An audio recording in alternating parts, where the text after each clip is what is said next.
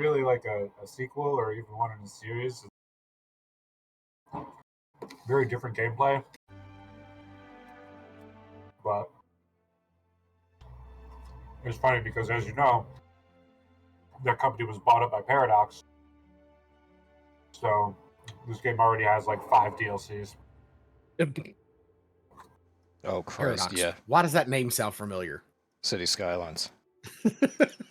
Yeah. Yeah, DLC is the name of Paradox's game. That's their entire business model. They buy up games that are decently successful, have a small but dedicated fan base, and then wring them dry.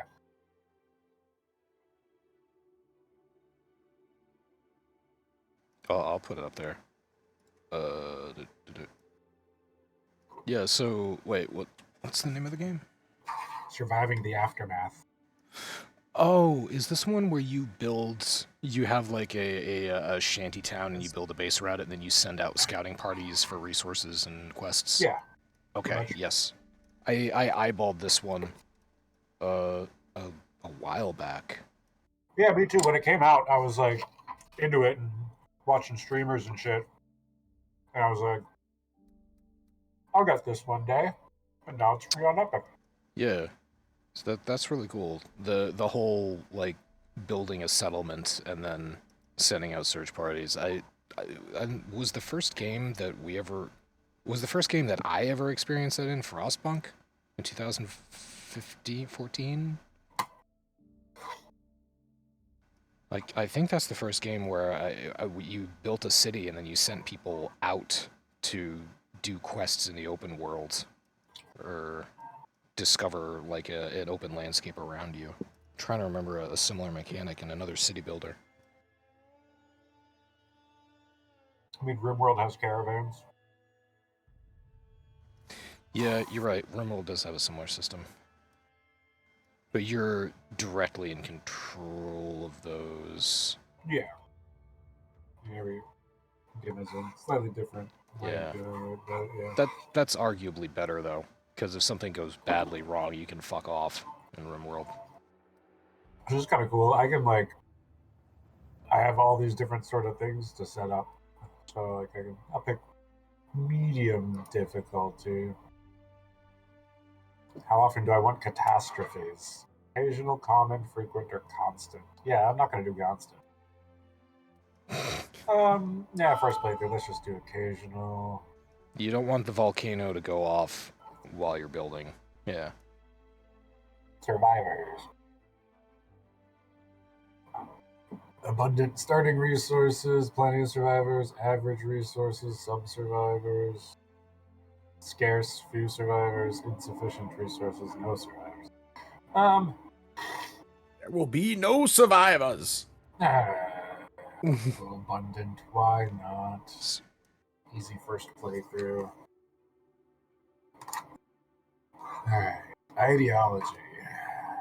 Tech focus, survival and efficiency, large scale production, or health and safety. If you have robots, then there's no need for health and safety. But if this is a post-apocalyptic world and you're trying to band together survival, then people are going to be your most valuable resource right next to food. Because remember, people can double as food. No. We'll have to see if they go that route, or if that's just gonna stay with Frostpunk and RimWorld. Did you go too far? One of the funniest hacks in RimWorld is that you take human meat and you make nutrient paste out of it, and then you make people can't eat it, or if people eat it, they'll still be upset because it's made out of human meat. But then, if you make nutrient paste out of that nutrient paste, it'll be nutrient paste made from nutrient paste, and they'll forget that it was made from people. Just like the real world. I mean, seems legit.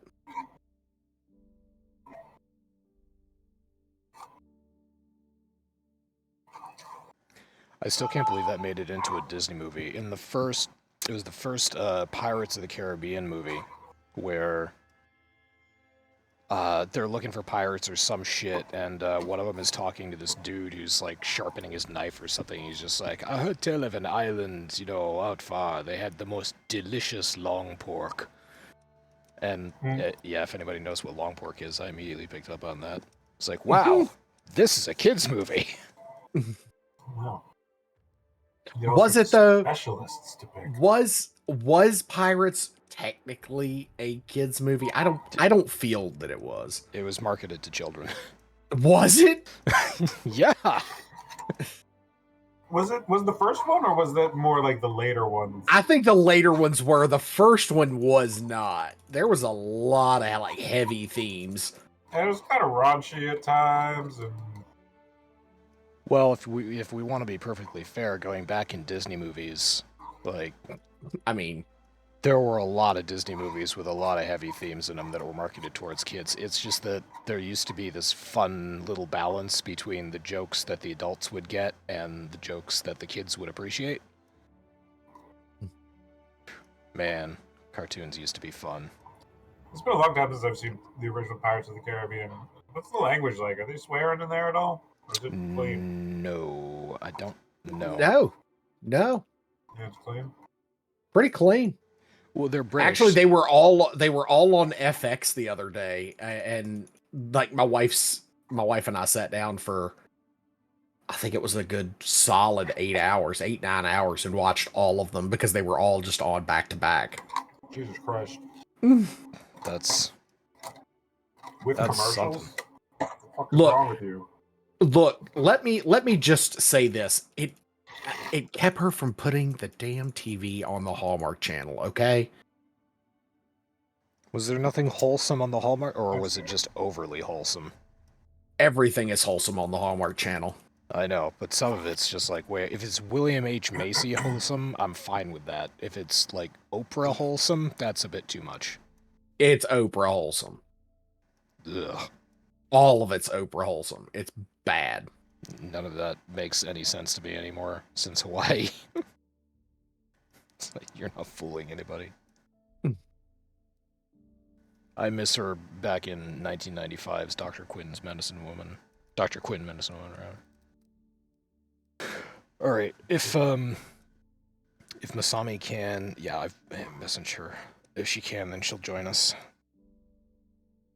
But if not, I hope she feels better. So we can pick 2 specialists. Scouts, scientists, scavengers, and fighters. Scavengers sound like... Well, you know where my mind goes. I'm immediately like, hey, build up your base, get a strong economy. So Yeah. scouts and scavengers. Yeah, I'm definitely going with a scavenger for one of them. Did you say is it God. scientist? Yeah, Biologist? that's between scout and scientist. I don't think I want a fighter.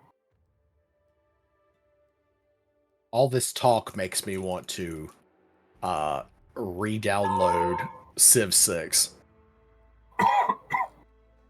They have a new update. They've been pushing out like monthly specials. Good for them. I can actually tell you what it is too. If since I can get Steam up.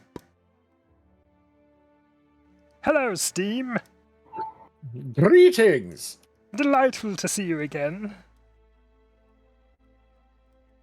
What is it? Ah, Civ 6. The November challenge of the month. Take part in the all-new limited time challenge of the month. Civilization 6 on Steam. Earn unique in-game Hall of Fame badges.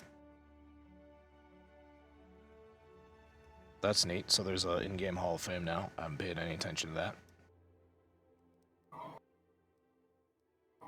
Anyway, it looks like their challenge of the month is to, it's called Age of Abundance. You start with 2 cities and 1,000 gold, close to valuable resources, and on the exact same map as other Civilization 6 players around the world. There are no barbarians to interfere with your plans, so the fate of Greece's cultural legacy is entirely in your hands. Good luck. So that's the challenge. 2 cities, 1,000 gold, no barbs. And you have to achieve a culture victory as the Greek politician and general Pericles. I think I've I'm done gonna that. go with a scientist for my second one, and I'm gonna pick the Japanese guy because racial profiling has its places. I bet he doesn't need a calculator. Oh my god. Are we streaming? Are we live? Yes. Hello, everybody. Welcome to Church of Chonkwij podcast. My name is Flip the Squid. I'm joined by the cream of the squid tonight and OmegaConstruct. And Squid always rises to the top.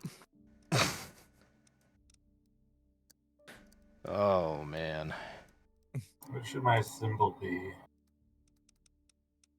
Balls. 4chan logo. Yellow background. Yeah, yeah, yeah, buddy. We are the beatards.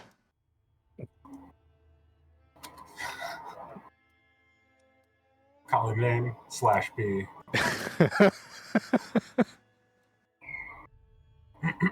Great. Your words are gonna be show us your pooper. Tits or Quality get the fuck out. mottos. Yeah, yeah, that's Tits or great. get the fuck out.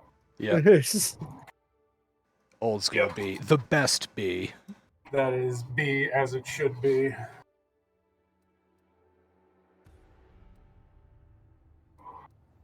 I still have that. Oh, yeah, never mind.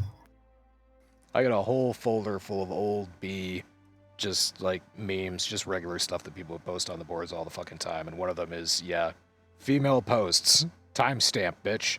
Female posts with timestamps, tips or get the fuck out. Female posts with timestamp and tits, state your business.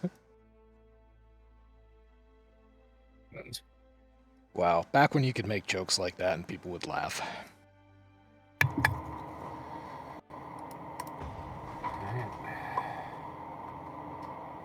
Let's see how this game works. Science points can be found on the world map. Well, who left them there?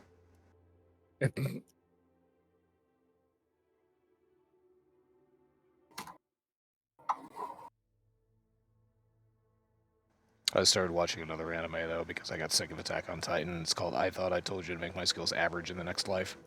And it's ridiculous. And it knows Excuse. it's ridiculous. Yeah. How did you find out about this? Because I've heard of a lot. That's not one I've ever heard of. I do a lot of dicking around on the internet. Clearly.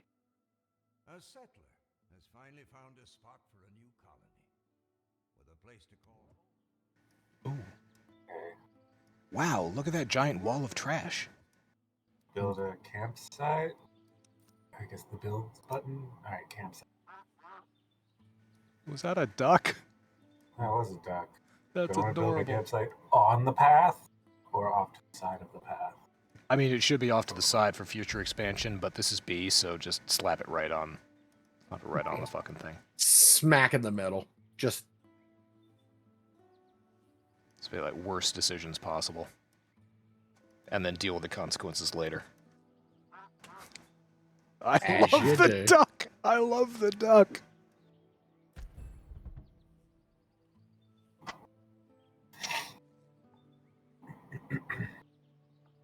This is my shanty town, and this is my junk field. Construction completed. Now I must shoot a flare. Survivors waiting for a signal from the settler. They are cold and hungry, yet willing Shots to work web. should the colony take care of them in return. Who shot Webb? They can be Shot available web. right away or later, in case the settlement needs So I can continue preparing before bringing the colonists here. I am Ah, fuck it. interested. Shoot the flare. Yeah, shoot the flare, but I want to see what happened. What could you have done before they got? Oh, is that like an isthmus? Are you on a peninsula? Preparing the colony. You will unlock new buildings. A few buildings have been prepared to be built for free. Prefabs. Hey, look at that. Now prepare the area before inviting the colonies. Oops. Whoops. Mistakes were made. Your first colonists have arrived. Yay. Great. Great. Duck Dynasty is here. Alright, let's get some 10. Sai, what are you doing?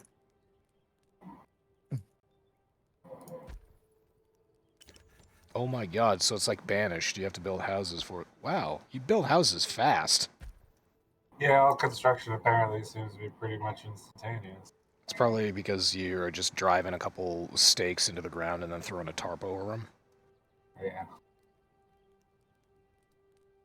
Yeah, I got, what, 6 people, I got 2 tents. Why do they all still need houses? I built your houses. What else do you guys need? Spoon for warmth. Yeah, I got a place to put shit. And some food storage. Put the food storage right next to your house so that you can go out and pig out.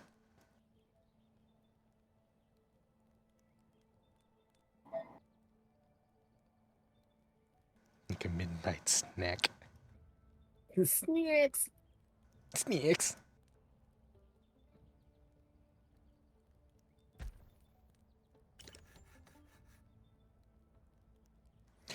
As long as you're playing a what looks to be a decently good-looking game, can start off this week by saying RIP to Baldur's Gate 3 cinematic animation lead Jim Southworth. Died at, I think, 56. Yeah, he had been diagnosed with cancer at the end of 2022. But he was obviously cinematic animation lead on Baldur's Gate 3. The cinematics were pretty fucking badass, so this guy did an excellent job. He had a large body of work, and he's remembered by his family. He's remembered as a father figure, a leader, a comedian, and an all-around monumental human. Wrote the producer of Baldur's Gate 3, Leah Caldwell. So yeah, good guy. All I gotta say to that is, dude went out on top. Like, Yeah, that's an awesome if game. there's one way that every human being should hope to go, it is on top of the world. And that dude legit Yeah, a staked monumental his achievement. staked his claim. Oh no. The fire department's after you. Great guy. Great guy, according to all those who spoke about him. And great fucking game. Go out and buy Baldur's Gate 3. If you already have it, buy it again. If you already have it and you don't have the deluxe edition, why don't you own the deluxe edition? Yeah, it's great. They give you purple undies.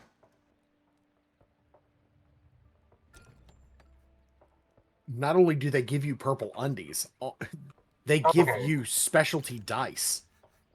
So it still looks like it takes time to build things. It was just the prefabs that were built instant. Ah. This is the other thing. When I first eyeballed this game, I was hoping that you'd be able to level up your building technology so that things would be slightly less tattered.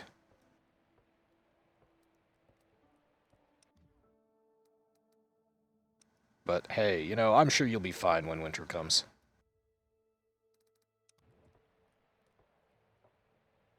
All right. Water shortage. Let's build a water collector. Do I try to collect the water from here? Oh, you actually do have to build it around water. Or is that just showing you yields? So you like.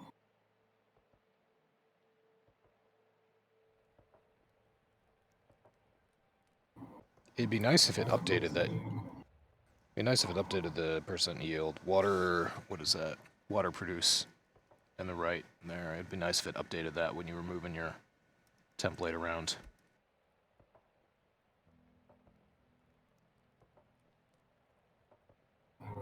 Okay. Oh yeah. Oh, it's So I want backwards. it to be out on the water. Yeah, it's backwards. Flip it around Like 180. that. Yeah. Nice. Alright. Glug, glug, glug. Glub, glub. Let's see, my consumption is 12, but my production is 8, so I need more water. Let's build another one. Mhm.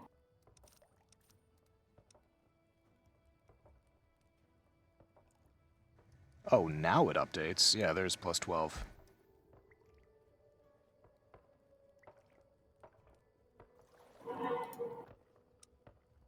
So do you need employees?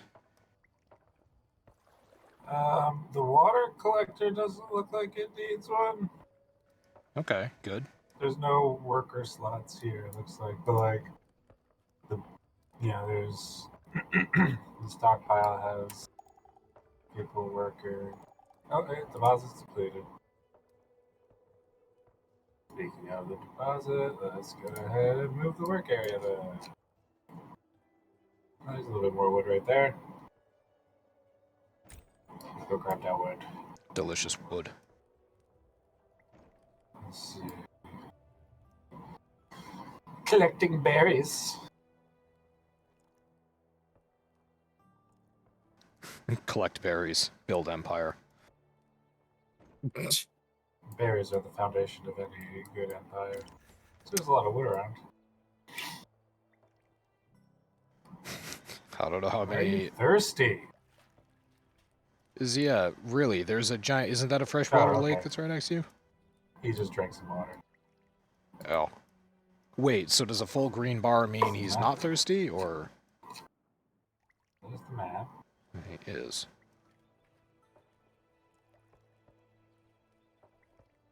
Yeah, I guess a full bar means they drank water. Okay.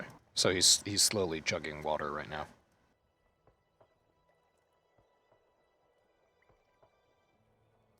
Using resources.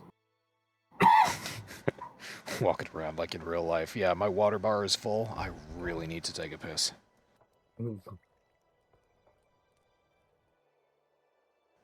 Ooh. Small pollution. Ruins.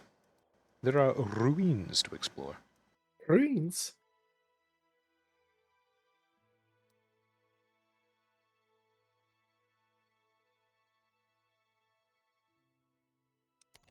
Pollution overlay. Where's that button? Ah. Ah. Now we have overlays. Some food appears rotten. Throw it in the stew. Somebody forgot to shield them properly, letting raids and bugs to get into the containers. Whip him. Beat him. I mean, there are a lot of berries. We don't want to eat. The beatings will continue Berries. until more health Until morale improves. Do not eat. Throw it away. Do not eat. That's the kind of Congress I want to have. Omega Beatings will Everybody was- continue until morale improves. Zero Everybody's happy. Zero had Zero made the most underrated joke of the year earlier, Omega, earlier this week. It was when I posted. It was when I posted the picture RoboCop with C3PO and the WD-40 can, and Zero posted "Dead or alive, you're coming for me."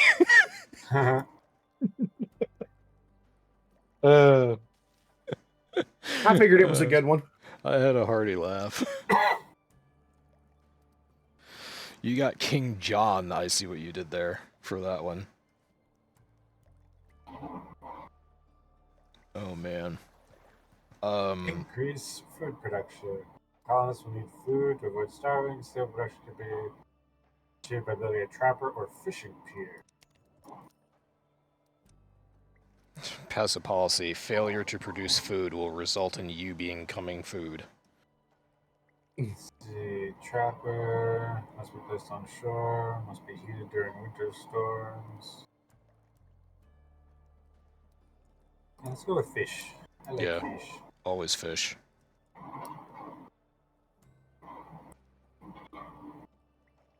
Everyone likes to fish, so yes, they do. Something else. Let's see. I commented on this. We don't need to go into that again. Hit it! Hit it, you bastard! Alright. Amazon is getting rid of its gaming content channel on Twitch, and they're cutting just over 180 jobs in their games division. It's refocusing their work to develop and release free games, free, quote-unquote, because they all contain in-game microtransactions. And these are the things that they offer for free to Amazon Prime subscribers. And, yeah, they're keeping their gaming divisions going for their publishing of Lost Ark and their development and publishing of New World. And I speculated that the reason that they're doing this, they're cutting a program that they had to introduce or market indie games and get indie games out there. And they are cutting their Twitch gaming channel where they were showcasing those games and other games available on Amazon.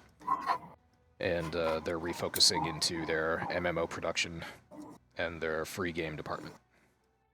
So I was very sinister, or I viewed this in a very sinister way, and said that, oh, they're cutting everything that doesn't have to do with microtransactions, because it's Amazon. Surprise, surprise. Yeah, I mean, we've talked about this specifically before. Like, we should not have any illusions as to what Amazon's video game studios are all about. They're not about making good games. They're not about... I mean, it's Amazon. Right, the Like, point is make money. They don't care what it is unless it makes money. You know, the best game in the world. They don't want to make the best game in the world. They want to make the most profitable game. That's Amazon's, thing. So, no surprise there. I hadn't realized until I posted this for news. I hadn't paid attention. I knew Linus and I had talked about the new DLC that came up for New World that came out the beginning of this month. And he joked that he was going to buy it, and I was just like, hell yeah, simp for Amazon. Usual jokes. I hadn't realized that with that paid DLC coming out, New World's microtransactions took a turn for the worse because they used to be just cosmetics. Now they offer all manner of features that most of which are standard in MMOs.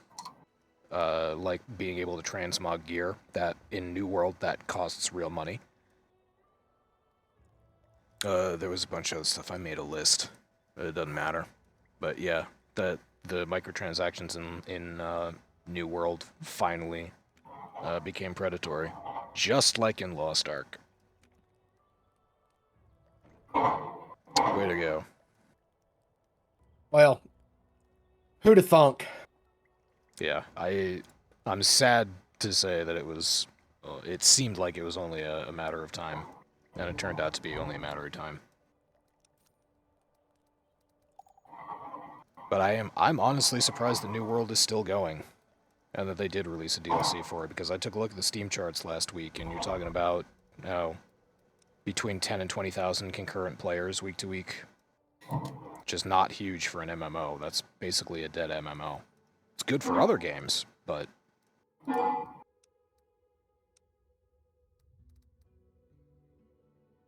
yeah, that's a little rough.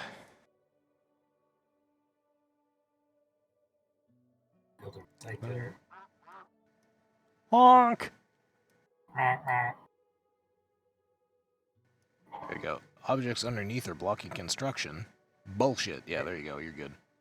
So yeah, you gotta have a space around objects. That's right. Dig up the garbage and eat it. Put your well right next to the heavy metal dumping pile. It flavors the water. Yeah, where's the heavy metal? I didn't see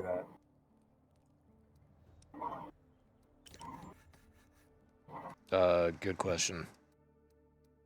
Jeez, I'm looking at your screen in a lower resolution in Discord that's being piped through to even lower resolution in OBS. So whenever you mouse something over, I put my face right in front of my screen. Look like a So we dolt. got wood, plastic, berries, and pollution. It looks like those are our resources. Okay, so you can eat 2 out of 3. Good. Oh, man. Here's the world map. Alright, what am I doing with my, Oh yeah, I gotta build a gate to send them out into the world. That was what I was gonna try and do next. There's a gate here. And I need that plastic. Alrighty. So Masami and Kosen have the Rona. Feel better soon, please. Yep. Take care of yourself.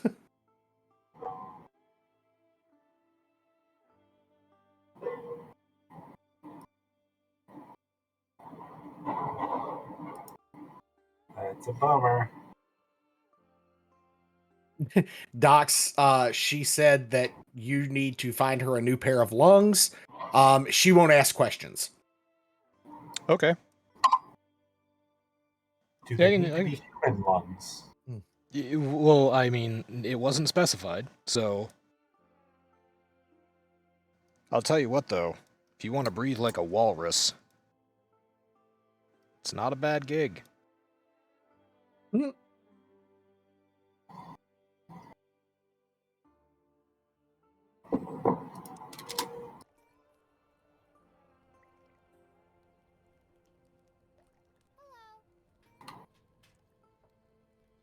That's a child!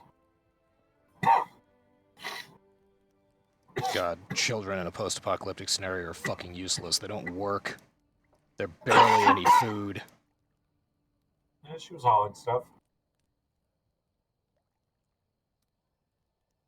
Okay, that's fine. Yeah, use them for manual labor, then. Haul rocks. Grow strong. Be Looks like food. she's going to collect some wood. Look at her going out with a hammer. Or an axe, I guess. Tear that shit up, Luna.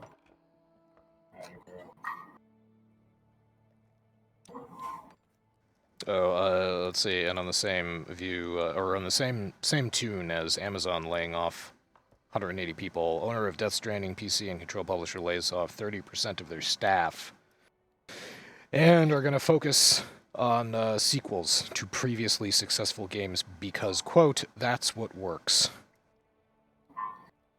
This is 505 games. Yeah, this is really depressing. You're just giving up on creating anything new or original, and you're going for sequels because that's what works.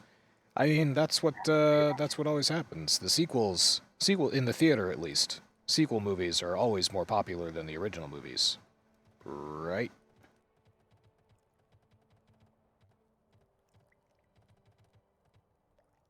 Sure. Honk, honk. Sign workers.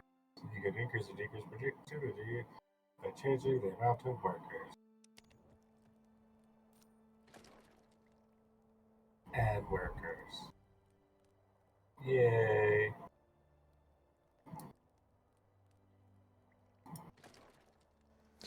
Yeah. Anyways, it's sad and it's surprising because it's coming from the owner of Death Stranding. Just that game alone was fucking bizarre. It was out there. It was new. It was a walking simulator and a package delivery simulator, but it was wrapped up in a story that was like strange and intriguing and really drew you in. And it was a wonderful world that it created. No more of that. No more original shit. Just Death Stranding 2, 3, 4, 5, 6, 7, 8, and Death Stranding rebooted. Death Stranding Extreme!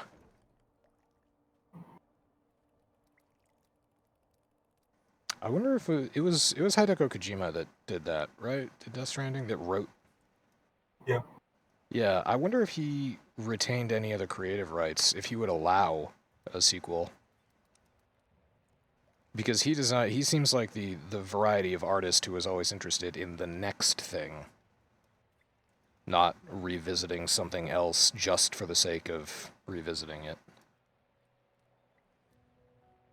I mean, I'm just sad by this continuing trend of abandoning or not pursuing new ideas. Right, because making money is more important than making art.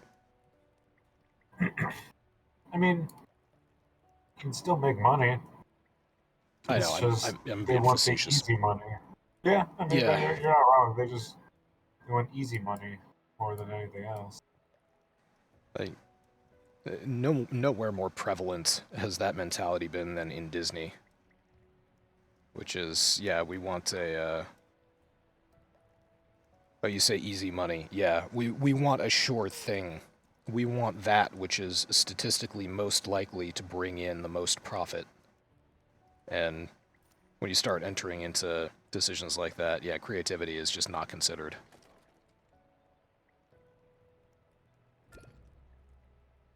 That's the end of that.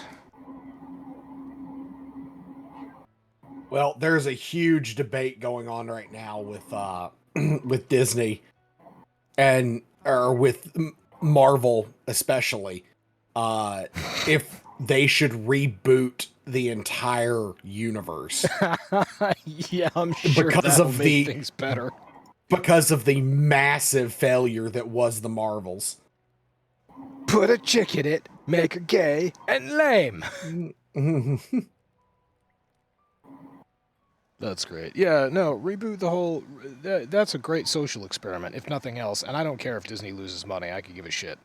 But that's a great social experiment. Reboot the entire Marvel franchise, starting with Iron Man, and make...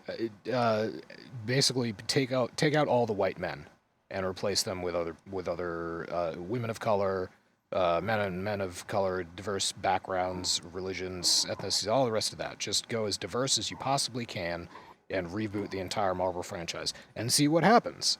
Will it be more successful than the first one? I'd be interested in that, actually. Why not? I'm not going to watch any of them, but I will sit back. Right. I will pay attention to that.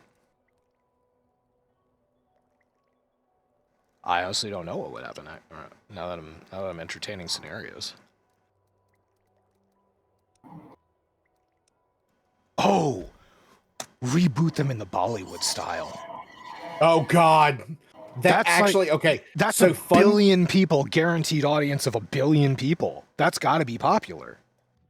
So fun story. There is a Marvel universe that is set in a Bollywood style in the comics. Have they not gotten around to making that movie? No, and I don't think they will. What? Oh, is it insensitive? It could very well be, yes. But that's the thing. Like, people in this country might give a shit about that. They might point the finger and be like, "Oh, that's awful. You shouldn't do blah blah blah blah blah." But I've never heard that attitude in India. Like, they completely different attitude over there. Nobody seems to give a shit. They're interested in genuine entertainment. I don't know. I think if that exists and Disney holds the rights to Marvel, I think they should fucking do it. They don't even have to release it in this country. I think they should do that. That I would actually watch.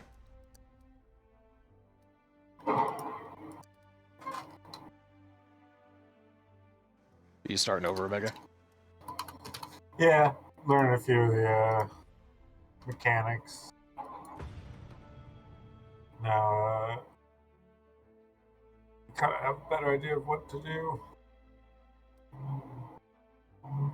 While you're loading that up, speaking of things that are bombing, Starfield has fewer Steam players than Skyrim 2 months after launch. I believe I mentioned this before, but I was less than impressed with the release of that game. I haven't played any of it. All I've done is seen in-game footage and listened to dialogue and seen a couple cutscenes, and it looks like a game that was developed in 2006. It doesn't even look as good as some of the games that were developed in 2006. In the words of Larry Feltface, good. Fuck 'em. Poor Todd. How could you say such things to Todd? Why so much hatred for Starfield? Because it literally improved upon nothing. It was a game that they pushed out. It improved upon nothing. It was Skyrim / Fallout 4 in space. It was, in fact, I would be so bold as to say Fallout 4 was fucking better. I mean, from a practical standpoint, yeah, in Fallout 4 you couldn't travel to distant buildings only to get there and find out that they weren't actually distant buildings. They were just sort of 2D models that you could float through. In Starfield, I remember that week 1, maybe day 1, there was a streamer and she flew out to Pluto. She wanted to land on Pluto and she finally got there, only to find that Pluto wasn't actually a model. It was just it was a hollow vector that she could just fly right through.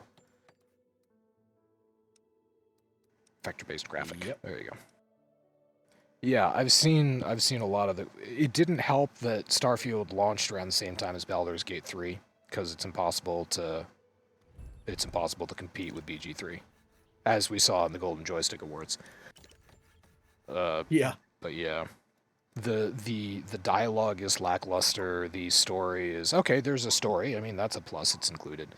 There's a lot of the visual. I already said it. The visual stuff looks like a decades-old game. And there's someone also did a side-by-side comparison of two cutscenes. One from Cyberpunk 2077 when you're going into a deal, and you're basically going into some guy's apartment, and you're seeing what's going on there, and you're trying to make a deal with him and talk back and forth. And on the other side of the screen was a similar situation in Starfield where you had to go into a meeting and you had to, try to sell black markets goods or something like that. And the amount of engagement and detail and personality in the cyberpunk scene was so much more than there was in Starfield. Starfield, it was boring. You sat down, the voice actors were just flat. I don't think anybody gave them any direction, and you're just sitting there and basically choosing a bunch of dialogue options and then nothing, and then you just leave. Whereas Cyberpunk, you can either do the deal successfully and walk out, or the deal can go badly wrong, and then you have to wreck the entire apartment and everybody in it. So little details add up to be a big deal. Well, I mean, and if you look at the facial expressions, the voice acting was very flat. I agree with you on that. I think what irritates me the most is the fact that, like, if you go in and you look at the mocaps for all of the facial expressions, there are none. There's not a single facial expression on any of real? them. It is awful. It is just awful. I've seen the in-game stuff, but I've never seen the mocap stuff. Yeah. Well, that's why I say I don't think that they gave the voice actors or the motion capture actors direction. I literally think they just sat down voice actors in a booth and gave them a script and were like, read this without any context. That's what it sounds like.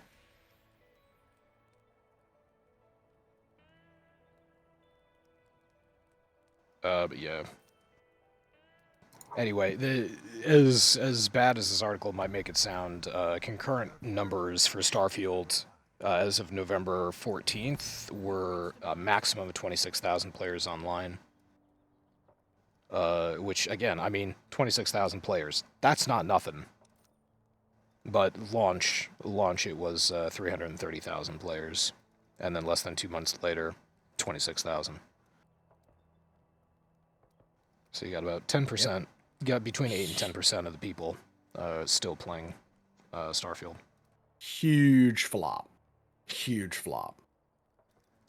Not as big a flop. I think in recent memory, at least, the record for the biggest flop is still New World. Over 1 million players at launch, and then 2 months later, it was down to like between 25 and 50K. That was astounding.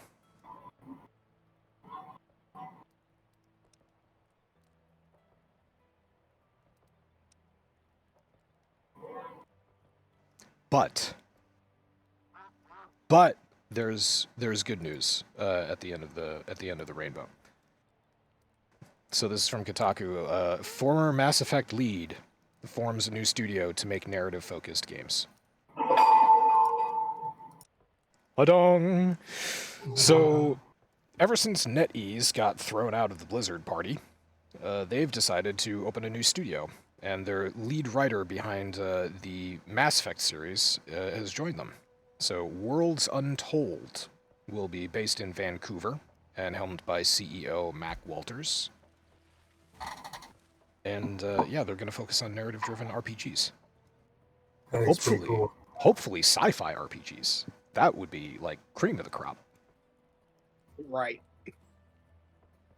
But yeah, this is nice because obviously, I mean, Mass Effect needs no praise. It has all the praise. It is beyond question at this point. Nobody can point a finger at Mass Effect and tell me something that they did wrong. Mm-hmm. I refuse to hear them. Andromeda. Nobody knows what that is. I mean, by the time that's a game. That's one of those games that once it went through its updates and fixes, it finally got where it needed to be. It ended up actually pretty good game. Yeah, it's I joke that I actually have played it quite a bit and thoroughly enjoyed myself. I am. Go ahead. I'm still. I need to work my way through Andromeda again so that I can romance the big blue dude, big purplish blue dude, because I'm told that he's absolutely jacked. That's all. Straight ripped. Also, I've never done FemShep in the original games. FemShep is a fun playthrough. I would like to see James Vega shirtless. I mean, more. I did evil, well, not evil, but just mean FemShep. Oh, playthrough. yeah. I remember. I saw some of it. That was pretty fun. You were mean FemShep, but you were aggressively anti-xenophobic. Yes. Yeah, you gave Ashley Williams a whole dressing down because of her alien comments. Yeah, like the character was like a hard ass and a bitch and like didn't take no bullshit from no one, but they weren't like bad. Right, yeah. You weren't committing genocide for fun. No. Just profit. Honestly, that was probably a reflection pretty close to myself of my own demeanor. I'm like, I'm an asshole, but I'm also like not a bad person. Like, I try to be a good person, but I am kind of an asshole. Look, I'm not trying to wipe out your colony of 300,000 people, but you are jerks.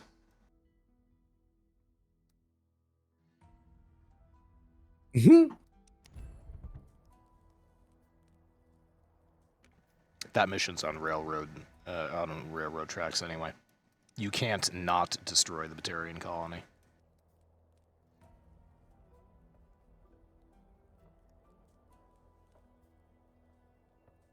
Sometimes things happen.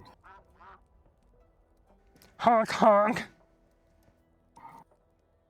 That duck's like my favorite part of this so far.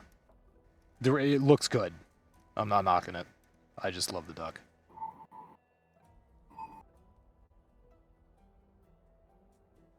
Alright, so that's Mass Effect.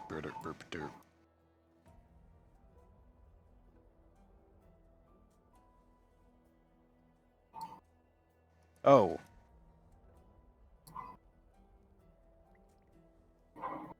Here, let me get rid of this bar first. Bar. Because... Yeah, thanks, Al Jazeera.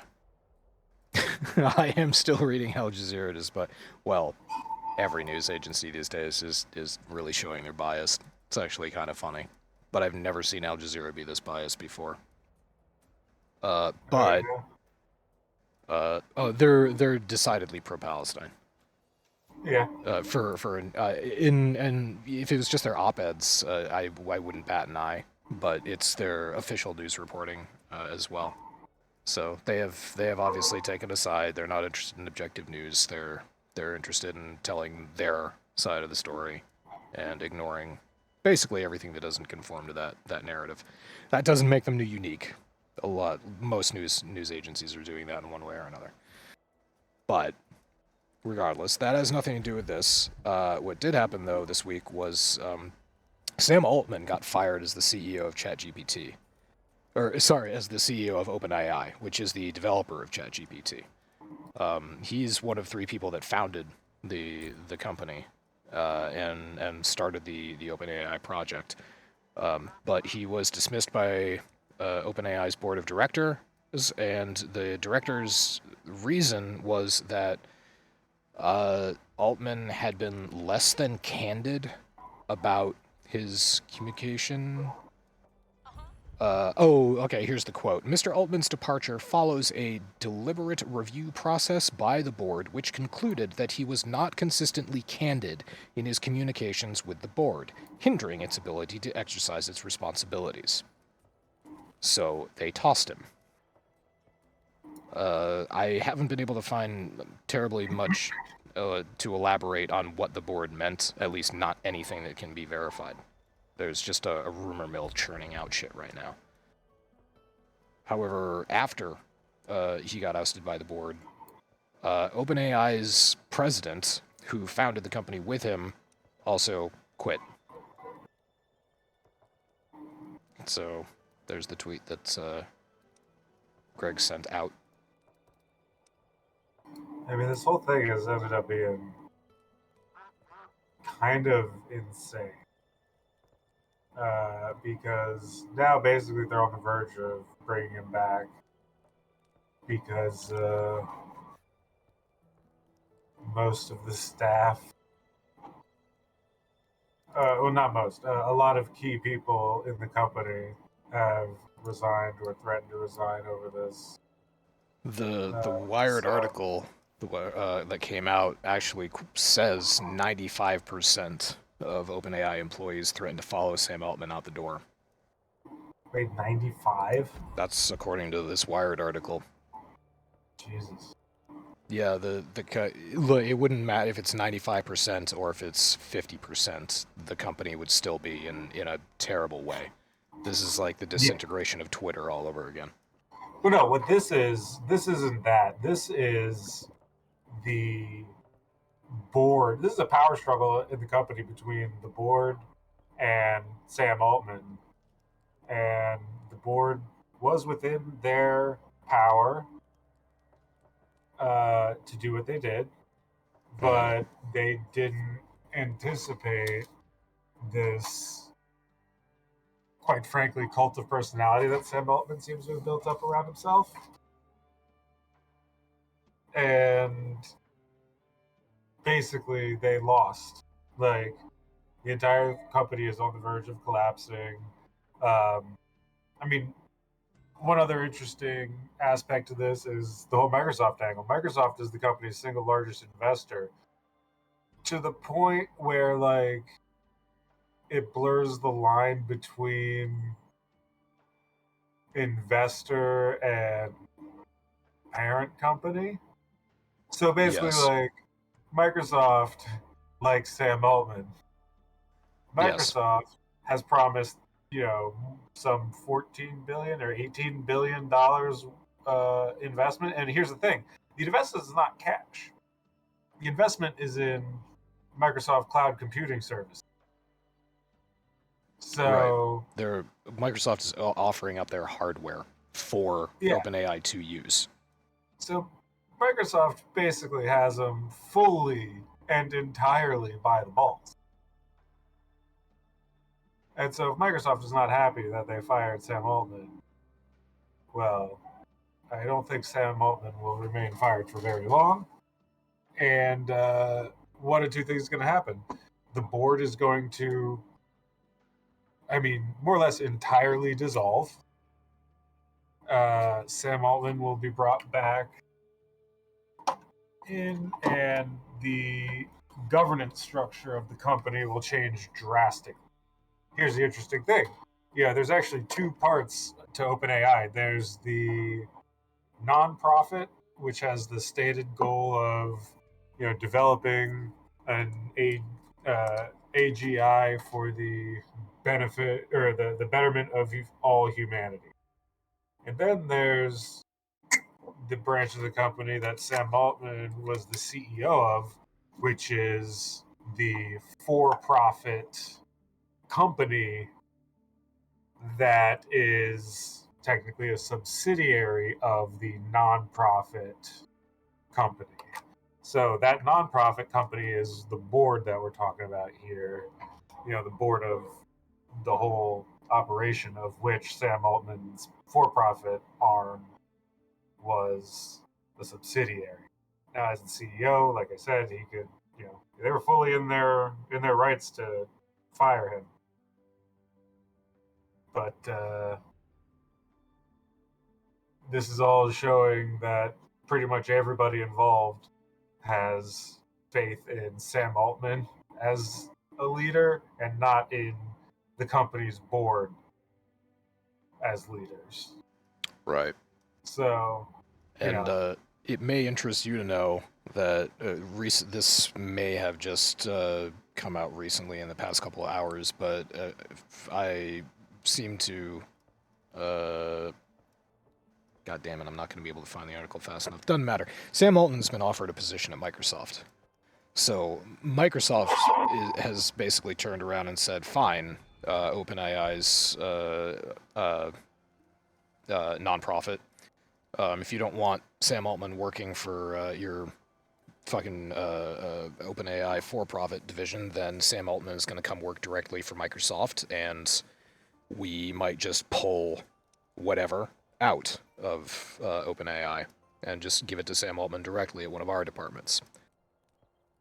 So that is what it looks like it's happening, which just fuels further speculation in the rumorville. The rumor mill, which is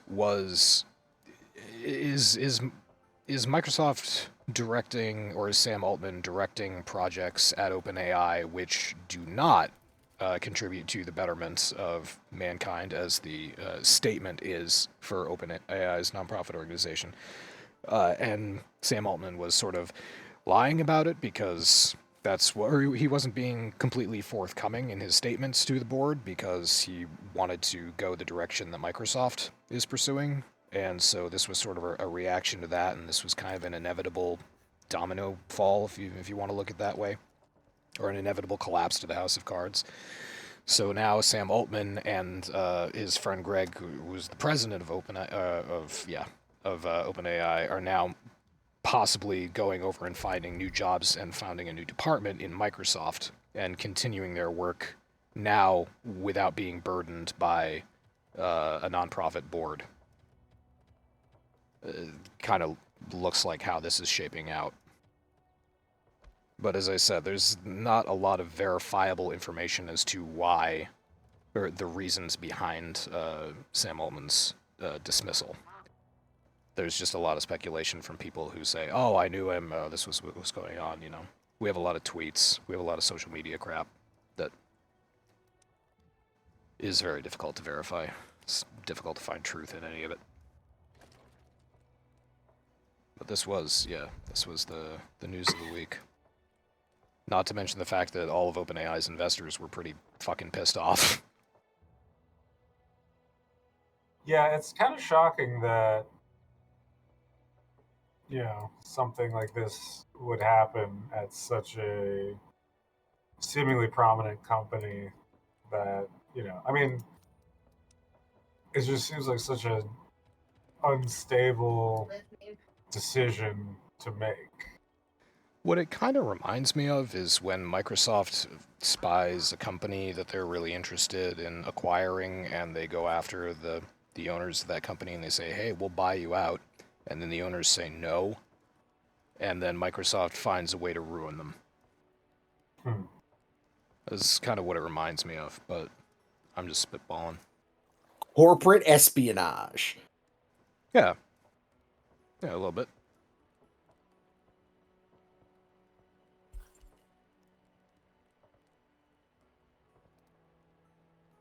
You know, kind of like what they did with Blizzard and Activision. Oh. They kind of fucked Bobby Kotick real hard, and it was great. You posted. God damn it! You posted Warcraft articles, and I was going to ask you about them. I didn't pull any up, but yeah, would you like to talk about? Would you like to talk about Warframe? Actually, I would. I said Warframe there. You did say Warframe. You snuck it in. You snuck it in. You cheeky bastard. You cheeky fucker. Yeah. All right. Dragonflight, Season of Renewal. So, I watched BlizzCon, and normally I don't have very high hopes for when they make announcements like they made, you know, especially going as far out as saying, you know, 3 years into the future, and, you know, they really, really push themselves out there. They're being very, they're going back to the way Blizzard used to be before Activision bought them out. And they are being extremely transparent with everything that they're doing. Now, granted, they've pissed a lot of people off with one of the changes, but in 10.2.5, the next big quote unquote update, they're doing something that Final Fantasy 14 has been doing all along, which is AI companions or AI followers inside of dungeons. If you want to solo queue and you don't have enough people online that you know and want to play with, you can pull 1 or 2 people. You can be by yourself, or you can have up to 5 people in what they call a follower dungeon. And Blizzard has programmed AI characters to fill the additional roles. And based off of what I've seen the last couple of days from the PTR, it's very promising, because like there are mechanics to these fights. And I was like, okay, they're going to give them AI, but the AI is solely going to focus on the main boss in a room during a boss fight. They're not going to follow mechanics. Not true. One of the mechanics was to switch and attack a totem that gets spawned, and without any prompting, the totem spawned, and the NPC, the DPS, turned and started attacking that totem. And then when the totem was down, they went back to the boss like an actual player would, which is impressive. I'm glad to see Blizzard is doing that. The other things is they're tying up loose ends that were created 3 or 4 expansions ago. They're finally starting to tie up loose ends, and Chris Metzen is the reason why they're tying them up. It's because he has come in and he has said, look, we've got this rope that we need to tie back together, but we need to kind of cauterize these ends before we can put the rope back together. And that's what they're doing, and I really appreciate it. They're finally going to be fixing one of the major alliance cities in the next patch. Nobody was expecting that to be done for at least an expansion. But no, Blizzard said, we've got it ready to go now. So we're going to go ahead and do it now. And it's just, it's blowing my mind how transparent they're being and how willing they are to push content out there, while at the same time making necessary changes. One of them is, I posted on the 18th, that Blizzard is restricting the purchase of the WoW token. So the token that you can pay real money for, it's $20, and you can sell it on the auction house for gold. Well, when people buy that, they can use it to get 30 days of game time, or they can turn around and resell it. That is completely up to them. Blizzard has said, if you have not paid for with real money your subscription for at least 30 days since 2017, you are ineligible to purchase a WoW token from the auction house or the in-game shop after, I believe it's November 21st, so after tomorrow.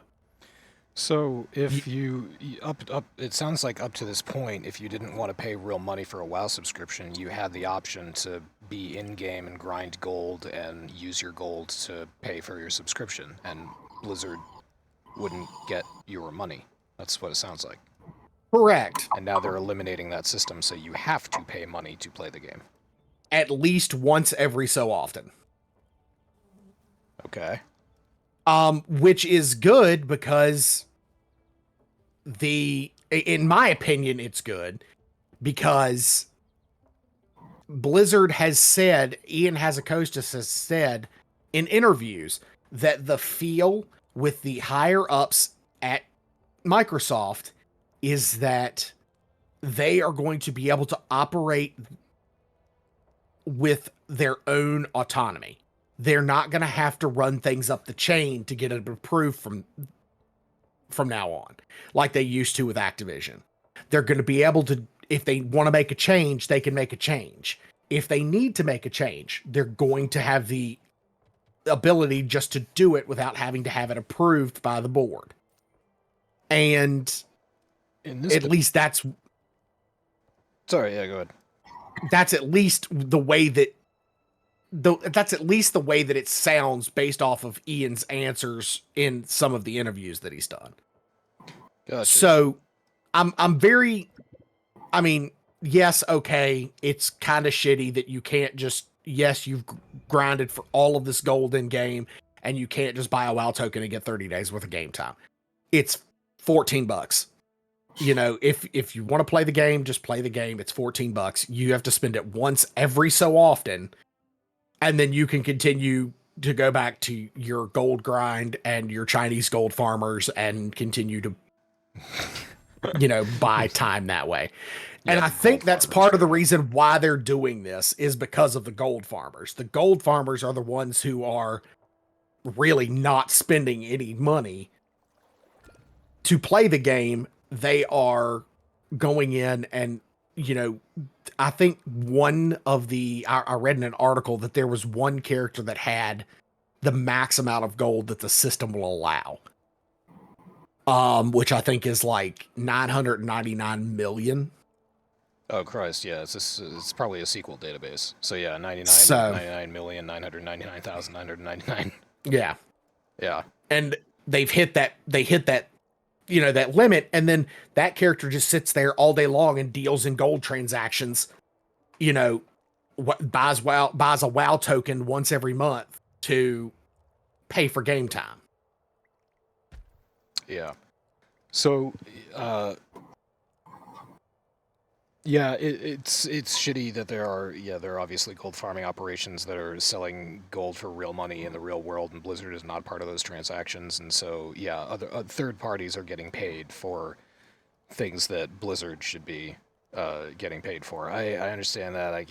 Yeah, I could argue that, but not a solid argument against that, because in the end, yeah, it's Blizzard's game. It's Blizzard's gold, etc. But going back to the whole Microsoft acquired Blizzard. Now they're going to be they're going to be more autonomous than with Activision, or they're at least they're not going to be interfered with by Microsoft.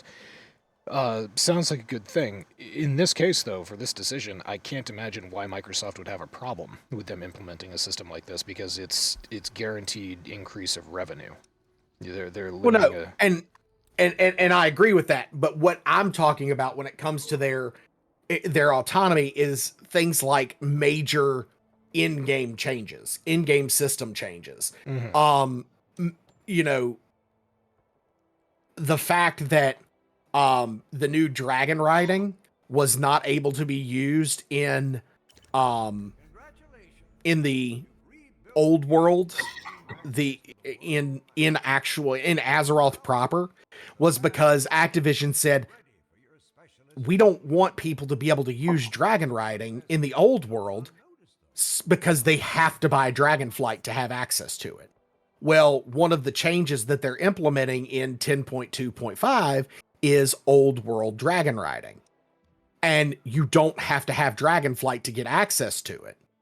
But you'll get the first mount for dragon riding, but you won't be able to get the subsequent mounts if you don't have Dragonflight, because they're part of the storyline to be able to get the additional mounts. But there are a lot of changes that are happening that Activision, it had to be run up the chain, and Activision was like, no, why would we do that? That's not going to make us money.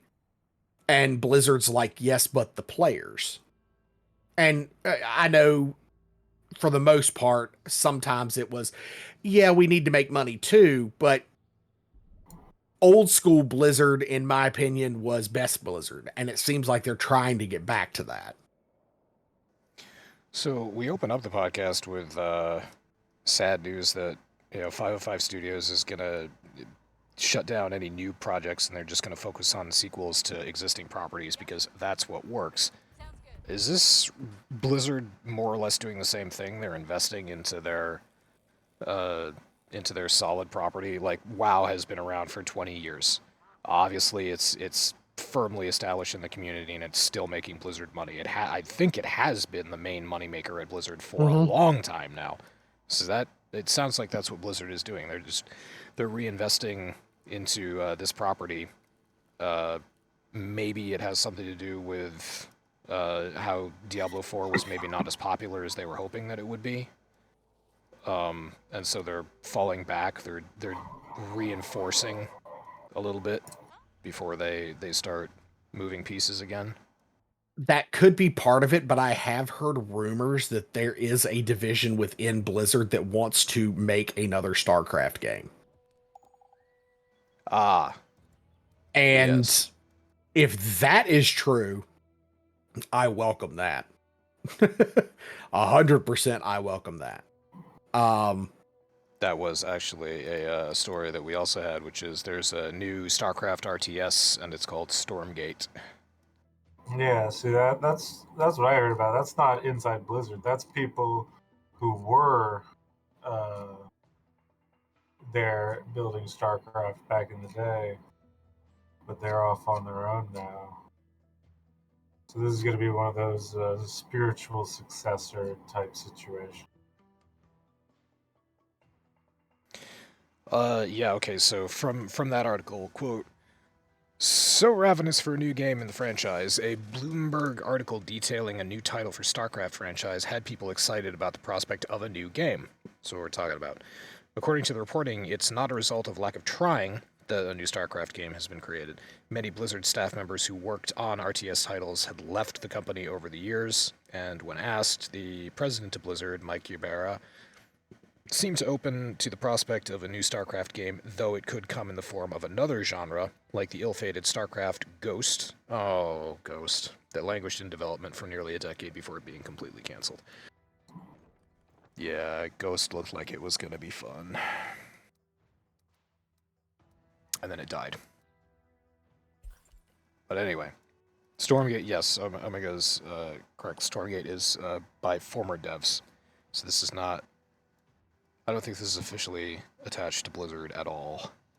Yeah, this isn't an active Blizzard product, but still. No. You know? I mean, you look at Torchlight. Yeah, Wasn't same the thing. Torchlight series made by people who were On Diablo, used yeah. on Diablo. So, you know, that game is pretty fucking great. And, listen, if we get another, like a new RTS, I'm down for it. I mean, it'd be great. I'd love to see what it could do. It might even get some competitive gaming going again. Might give esports a bit of a punch. That'd be cool. Stormgate does actually have StarCraft 2 League players involved in it already. Oh wow! So I think that is the direction that they want to head in. I mean, it'd be great if they could, you know, revive that because StarCraft 2 has, you know, the esports scene has fallen far from its heights. I won't say that the game is, you know, entirely dead, but in so much as, you know, it used to be one of the top esports out there. Now it's been totally supplanted by mostly shooters. Yeah. Bunch shuffled slowly towards the gate. Oh, survivors, they're seeking shelter. So I get one more specialist. And then 7 adults, 3 children. They bring some supplies. I'm gonna have to get some more work going though. Welcome them into your community and turn the children into food. Oh. Except Oh no. We're gonna made an abyss up in this bitch. you, the scientist, go to the science place. Yeah, I finished watching Made in Abyss. Now I finally understand why people are saying Sosu after everything. Yep. Alright.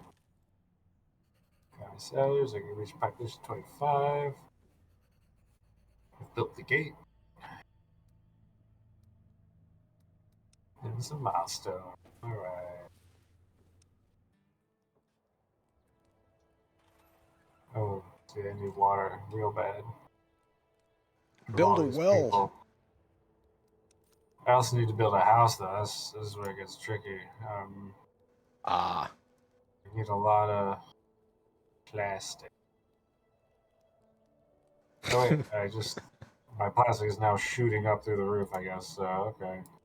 All right, so pause. Oh wait, the well is actually being built currently. So perhaps let's wait and see what that does. Oh wait, how much does a well give me? Production 14. So 14. So okay, so I'll be at +3.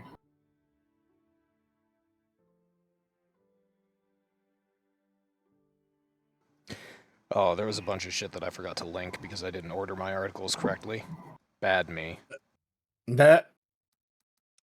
We were talking, yeah, in terms of game studios also shutting down, Embracer confirmed laying off 900 employees. That's a follow-up from stories that we've been covering for the past couple of months because we knew the Embracer developer was in a lot of trouble. after a failed acquisition by a Saudi group. Well, I say it was a failed acquisition, but it was the Saudi group pulled out. So Game Studio lost a bunch of employees again, which is fucking sad because Embracer has made some great shit. And then to tie in with the OpenAI stuff, Facebook, or Meta, broke up its responsible AI team. Same week that Sam Altman got ousted from OpenAI. So there's a shift. There is definitely a shift happening in the AI world. What it is, who could say? Yeah, it's going to be interesting. I mean, this is the new, tech bubble. And it's interesting to see how crazy it's getting built up so fast. And we're watching all this crazy shit happening, as different corporate factions are vying for control over what might be they're all making their bets on what's going to be the one to win. I think somebody accidentally already created Skynet, but they're listening to it and taking it seriously, and it's trying to consolidate all the AI companies and direct them towards projects to make it superior.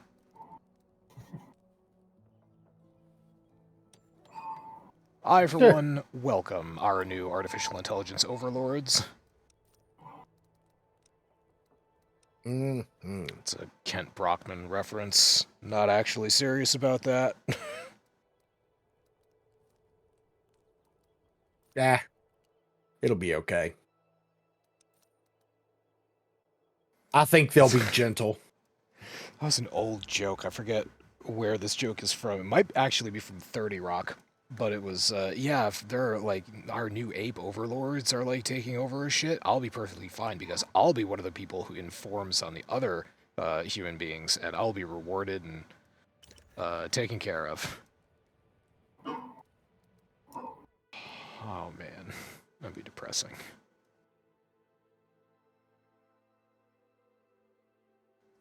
So I'm really intrigued by the base setup, Omega. It seems like you have one really great choke point there with your barrier, but everything. That's how they're all designed. This is okay. Like the way the bases work. There's a gate. Is that the only way that attackers can approach? I think it seems that way because Thank you. Okay, yeah, a little bit of tour in the fog. Yeah, it looks like you got a lot of mountains. It looks like you're in a basin. Yeah, I think that's kind of the idea here is that you're mainly allowed to do your base building. Things come to your gate. So this whole area more or less seems to be for me to play in. Yeah. I wonder if later on there are like technologies where you can undo damage to the soil or like clean up pollution. I want verdant green meadows. I'm sure you can. I don't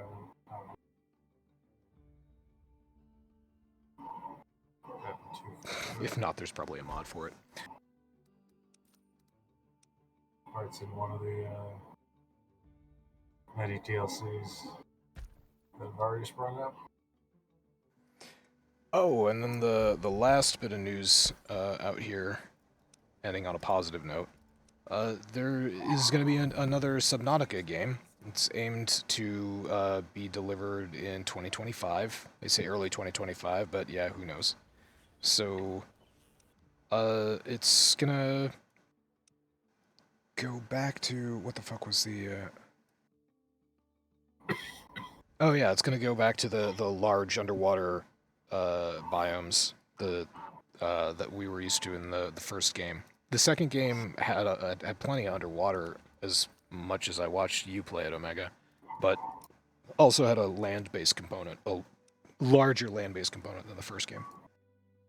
Yeah, I mean, the first game had a couple places where you were above water, a couple islands, and it was always fun to build a cool base up on one of the islands. But yeah, Subnautica 2, a large portion of the game takes place not on land. It's mostly an ice shelf, but yeah, it'll be interesting to see what direction they go. I hope the story remains consistently excellent. They haven't had much trouble with that so far. Like the first game still holds strong. It's still worth going back and playing again. The second game story, great. I mean, both games absolutely beautiful. Love them. Can't wait to see what this new game has. I'll definitely be getting that one. That would probably be one of my rare purchase at launch games.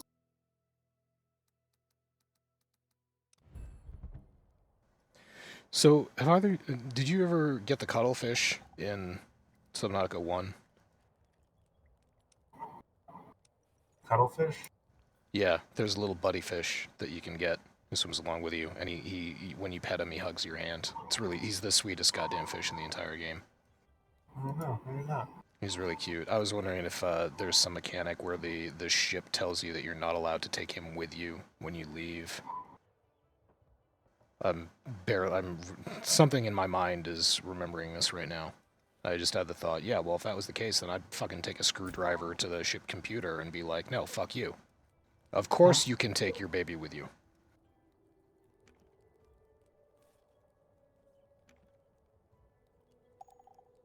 Oh, well, anyway. Surviving the Aftermath. Looks like a fun base builder. Fun resource management base builder. Kind of fun so far. Yeah. We'll have to see where it goes, of course. But, seems to be doing well enough.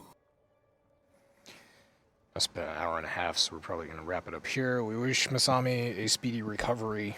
It sucks. Hope you feel better. Yes, feel better. And, Get those giant horse pills. They help. oh, Yeah. fuck yeah. A couple of colonists heard eerie calls not too far away. Eerie calls. So I want to go out on this note. Omega, your favorite professional wrestler is now in Ring of Honor. Who? Ronda Rousey. Oh. The WWE let her go, and Tony Khan said, sure, why the fuck not? Oh, you wrestling people.